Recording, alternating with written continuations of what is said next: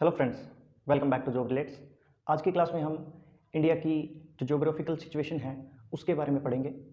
इस टॉपिक को पढ़ने का मेन मकसद ये रहेगा क्योंकि इससे पहले वाली जितनी भी क्लासेस हैं हमने उनके अंदर जितने भी हमारे इंपॉर्टेंट ऑर्गेनाइजेशंस हैं, जो स्ट्रेटेजी के से रिलेटेड जितने भी इंपॉर्टेंट ऑर्गेनाइजेशंस हैं हमने उनको कवर कर लिया है। और अभी हम इंडिया प्रॉपरली जब हम इंडिया के जैसे कि मान लीजिए लेक्स को पढ़ेंगे, माउंटेन्स हैं, प्लेटो हैं और जितने भी डैम्स हैं या फिर रिवर्स हैं, इन सब टॉपिक्स को पढ़ने के लिए से पहले हमें हमारे इंडिया की ज्योग्राफिकल सिचुएशन को पढ़ना बहुत ज़्यादा ज़रूरी है। जब तक हम अपने दिमाग के अंदर उस मैप को नहीं बैठा लेते, जब तक हम अपनी इंडिया की जो ज्योग्राफिकल सिचुएशन है कि इसकी तटरेखा इतनी है, ये इस जगह को ये बोला जाता है, इस स्टेट ये जो पर्टिकुलर जगह है ये इस स्टेट के अंदर आता है, इन सब चीज़ों की जानकारी हमें होनी चाहिए। और जब तक हम इन सब चीज़ों के बारे में नहीं जान लेंगे उससे पहले इन सब चीज़ों को पढ़ना व्यर्थ है। इसलिए मैं आज आपको जो इंडिया की जो भौगोलिक स्थिति है उसके बारे में अवगत करवाऊँगा। तो चलिए शुरू करते हैं। तो सबसे पहले हमें इंडिया की भौगोलिक स्थिति को पढ़ने के लिए सबसे पहले हमें ग्लोब के ऊपर, यानी कि ग्लोब क्या होता है, मान लीजिए ये ग्लोब है। ये ग्लोब एक बॉल की तरह होता है। जैसे मैं आपको दिखाता हूँ, ये एक बॉल है, ये स्फेरिकल इन शेप है। इसे हम सर्कुलर नहीं बोल सकते क्योंकि सर्कुलर सिर्फ लाइन से मिलकर ड्रॉ होता है, जो एक 2D स्ट्रक्चर होता है। सिर्फ सर्कल एक 2D स्ट्रक्चर होता है, बट जो अर्थ है वो स्फेरिकल इन शेप होती है। तो इसी स्फेरिकल चीज़ को एक मतलब ऐसे ही एक इससे थोड़ा सा बड़ा मॉडल बनाना, जिसके अंदर पृथ्वी की जितनी भी सरफेसेस हैं या फिर पानी वाला एरिया जो भी है या फिर लैंड वाला जितना भी एरिया है उसको प्रदर्शित करना, उसे ग्लोब कहा जाता है। यानी कि हम इसे बोल सकते हैं the model of earth is known as globe. तो ग्लोब को हम मॉडल ऑफ अर्थ भी बोल सकते हैं। तो ग्लोब के अंदर सबसे मेन चीज़ें जो हैं वो हैं, हमें दो लाइंस यानी कि लैटिट्यूड और लॉन्गिट्यूड, इन दो लाइंस को जानना बहुत ज़्यादा ज़रूरी है। यही दो लाइंस हैं जो हमारे टाइम को रिप्रेजेंट करती हैं और यही दो लाइंस हैं जो ये रिप्रेजेंट करती हैं कि कोई भी कंट्री इस ग्लोब के अंदर कितनी डिग्री के ऊपर लाई करती है, उसकी एक्चुअल सिचुएशन कहाँ पे लाई करती है। तो इन सब चीज़ों को हम पढ़ेंगे। तो सबसे पहले हम देखते हैं ये जो लैटिट्यूड लाइन है, लैटिट्यूड इसको बोलते हैं हिंदी में अक्षांश। लैटिट्यूड लाइंस, अक्षांश रेखाएं। तो ये हमारा ग्लोब है। ग्लोब के ऊपर एक इस तरीके से बिल्कुल मिडल में 0 डिग्री के ऊपर एक काल्पनिक रेखा खींची गई है जिसको बोला जाता है इक्वेटर, भूमध्य रेखा, भूमध्य रेखा बोला जाता है। और ये यहाँ पर एक पोल है और ये एक यहाँ पर पोल है। तो ये नॉर्दर्न हेमिस्फीयर है और ये साउदर्न हेमिस्फीयर है, यानी कि ये उत्तरी गोलार्ध और ये दक्षिणी गोलार्ध हो गया। मैं आपको इस बॉल के थ्रू समझाता हूँ। ये बॉल है, इसके ऊपर ये जो है, ये जो पॉइंट है, ये मान लीजिए अपना नॉर्थ पोल है और ये जो है ये साउथ पोल है। और इसके बीचों बीच मैंने ये ड्रॉ कर दिया, इसको ये एक लाइन ड्रॉ कर दी जो ऐसे है, ये इक्वेटर है। इसको मैंने यहाँ पे ड्रॉ कर दिया। ये जो लाइन है ये इक्वेटर मानी जाएगी और ये जो पोल है ये नॉर्थ पोल है और ये जो नीचे वाला ये है ये साउथ पोल है। तो अभी जितनी भी लाइंस हैं इसके अंदर, यानी कि नॉर्थ पोल के अंदर 0 डिग्री से लेकर के नॉर्थ पोल के अंदर 90 लाइंस होती हैं, यानी कि हर डिग्री पर एक लाइन होती है। जैसे इस तरीके से ये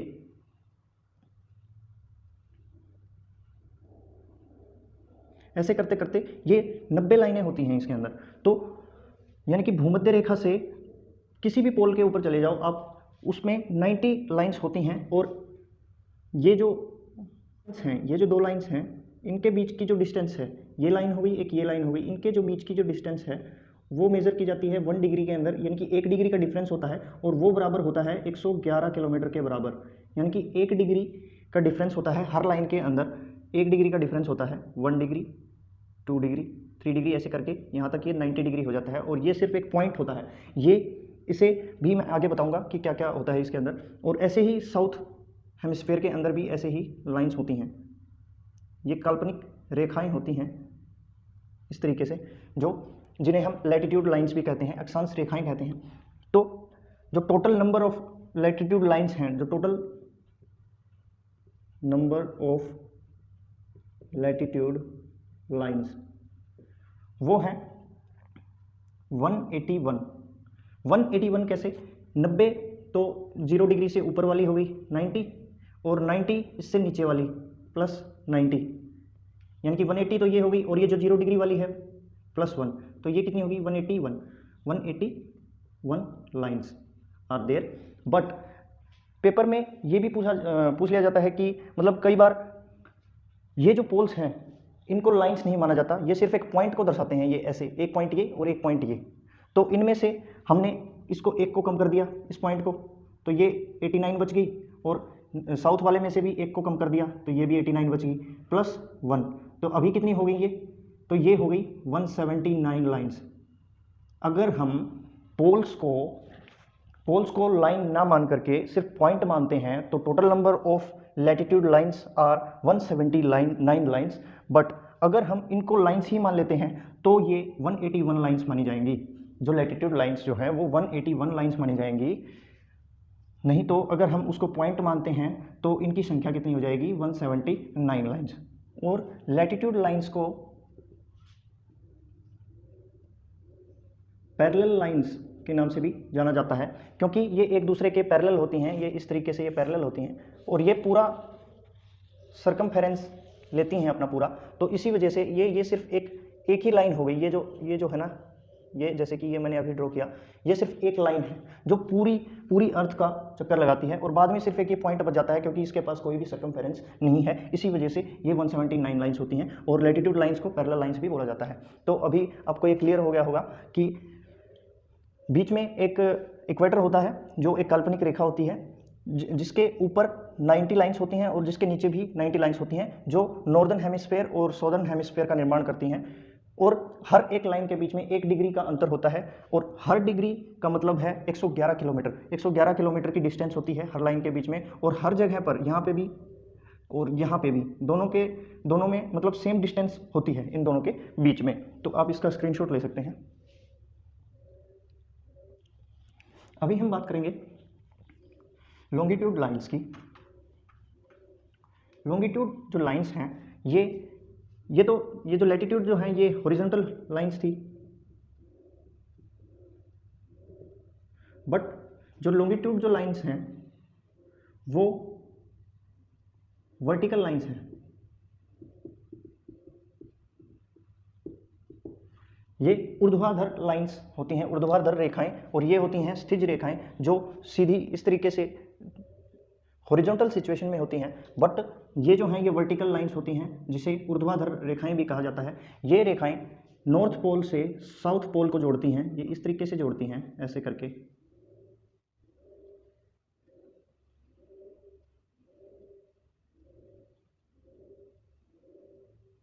हर एक रेखा नॉर्थ पोल से साउथ पोल को जोड़ती है, और इसी वजह से ये सिर्फ 180 डिग्री का ही अपना जो पाथ है वो कवर कर पाती हैं। इसी वजह से इनकी जो काउंटिंग है वो 360 होती है। 360 इन काउंट होती हैं लाइंस, 360 लाइंस आर देयर। ये है 0 डिग्री लाइन, इसको हम 0 डिग्री लाइंस बोलते हैं। और इसी के जस्ट पीछे, जैसे कि मान लीजिए मैं दूसरा मार्कर यूज़ कर लेता हूँ एक बार, जैसे ये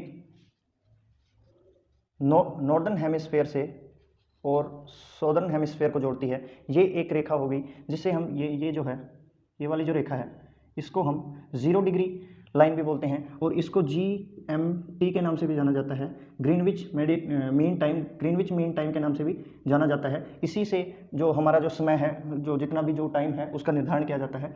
ये 0 डिग्री मीन टाइम है, और हमारा जो इंडिया है वो 82.5 डिग्री पे लाई करता है इन रेखाओं में। तो ये जो 0 डिग्री जो लाइन है वो ग्रीनविच मीन टाइम के नाम से भी जानी जाती है। और इसके जस्ट पीछे ये हो गई 0 डिग्री, और इसी के जस्ट पीछे ये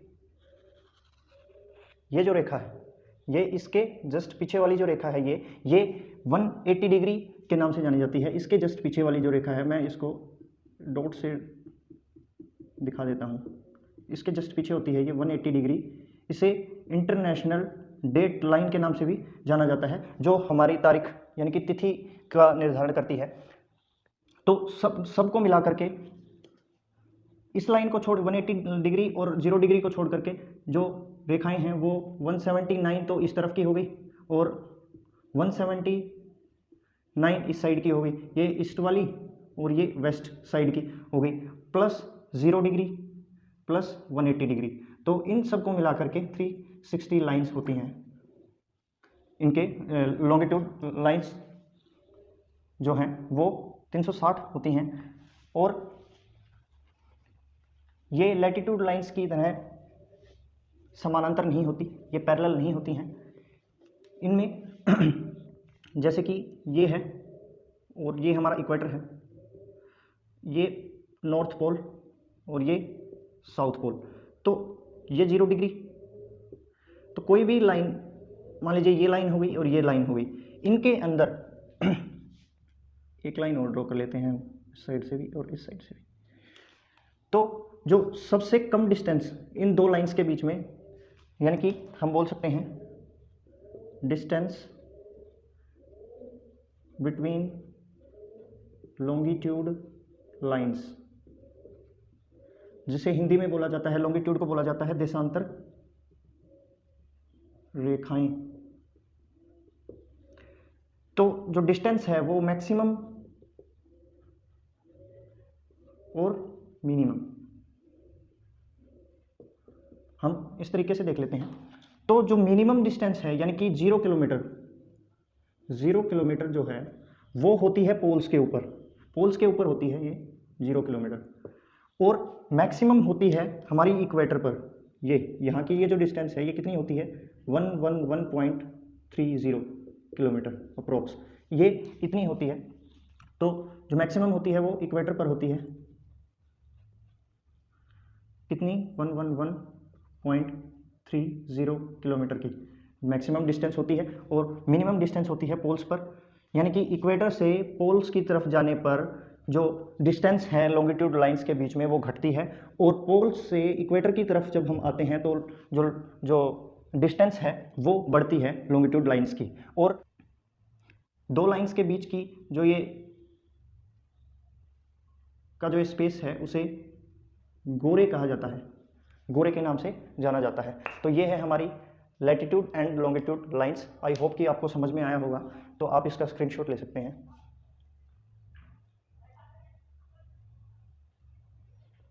चलिए, अभी हमने देख लिया कि लॉन्गिट्यूड और लैटिट्यूड लाइंस क्या होती हैं, हमने उसको गौर से समझा।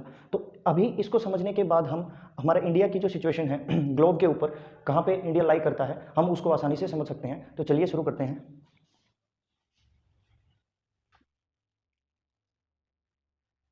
तो देखिए, कुछ इस तरीके से हमारा भारत दिखता है।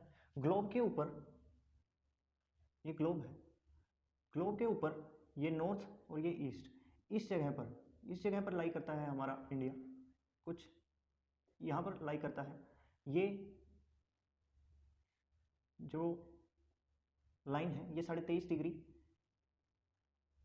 ट्रॉपिक ऑफ कैंसर है, कर्क रेखा। कर्क रेखा भारत के ऑलमोस्ट लगभग बीच से ही गुजरती है। ये यहाँ पर हमारा इंडिया है, नॉर्थ और ईस्ट, यानी कि नॉर्थ ईस्ट के अंदर ये हमारा यहाँ पर जो ये इंडिया लाई करता है। तो जो कर्क रेखा है वो कुछ इस तरीके से यहाँ से लाई करती है, ये यहाँ ऐसे इस तरीके से लाई करती है यहाँ पर, जो 8 स्टेट से होकर गुजरती है, जिसके अंदर गुजरात, राजस्थान, मध्य प्रदेश, छत्तीसगढ़, झारखंड, पश्चिम बंगाल, त्रिपुरा और मिजोरम जैसे राज्य आते हैं। इसके बाद में हम बात करते हैं इसकी जो डायमेंशन है वो ये है कि ये देखिए, जो ये हमने अभी अभी पढ़ा, इसको ये 0 डिग्री है यहाँ पर और ये 90 डिग्री है, ठीक है।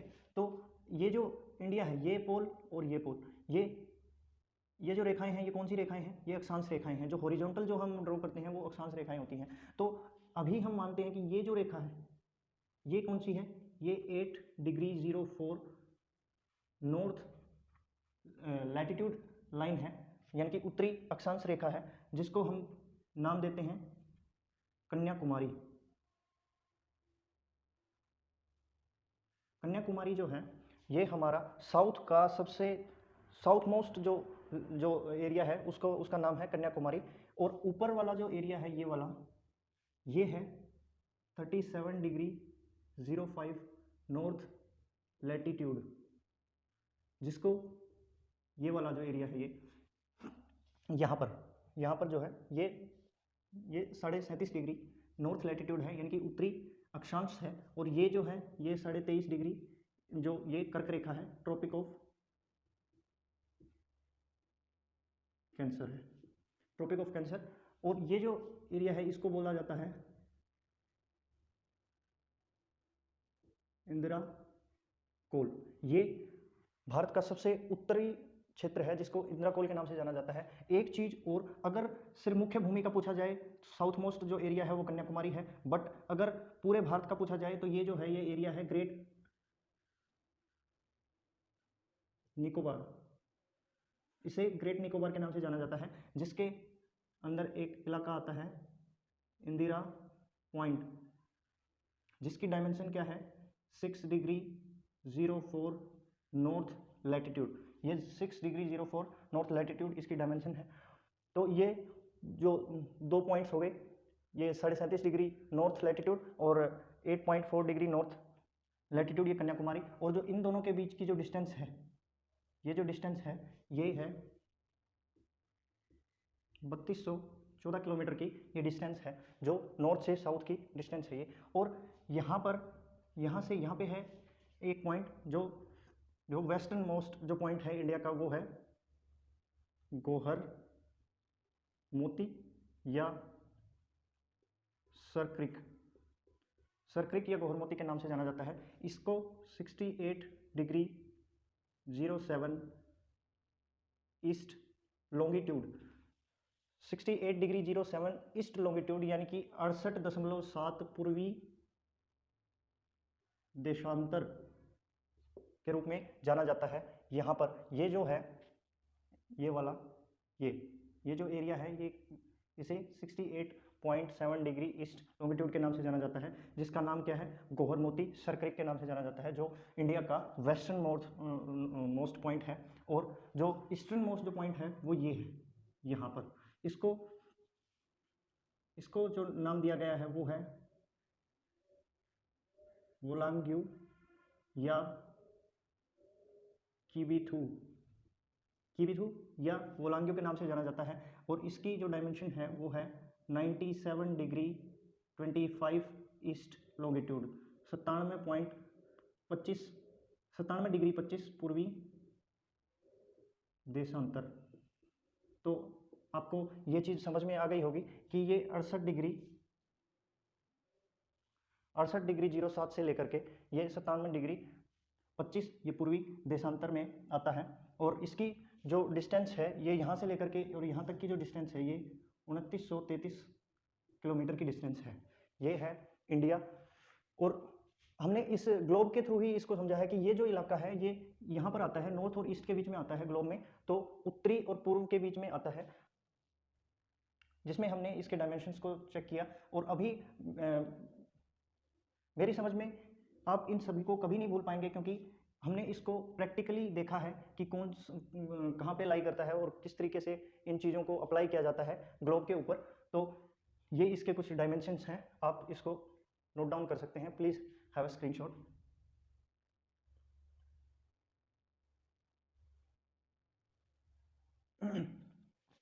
तो चलिए आज की क्लास में इतना ही। आज की क्लास में हमने इंडिया के डायमेंशंस के बारे में देखा और किस डिग्री पर इंडिया ग्लोब के अंदर लाई करता है उस चीज़ को हमने देखा, और हमने लॉन्गिट्यूड और लैटिट्यूड लाइंस को भी आसानी से समझा है। तो चलिए मिलते हैं अगली क्लास में, तब तक के लिए जय हिंद।